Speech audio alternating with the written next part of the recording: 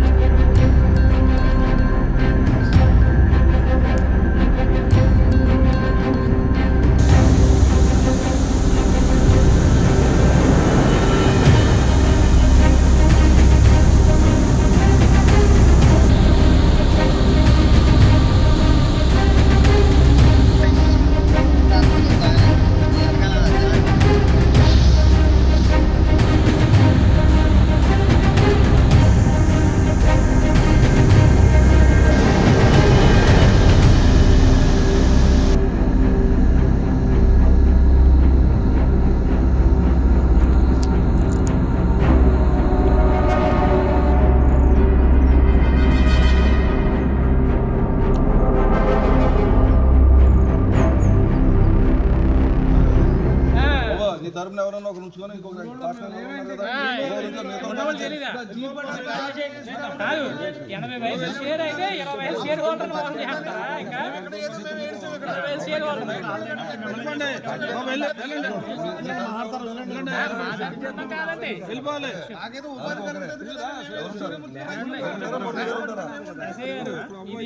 ఇప్పుడు మిల్లులో నేను షేర్ వాటాదారు ఇక్కడ జరిగే ఇవన్నీ ఉంటే నాకు ఇబ్బందికరమైన పరిణామాలు సార్ నాకు డబ్బులు 15 రోజులు బిల్ రావాలండి.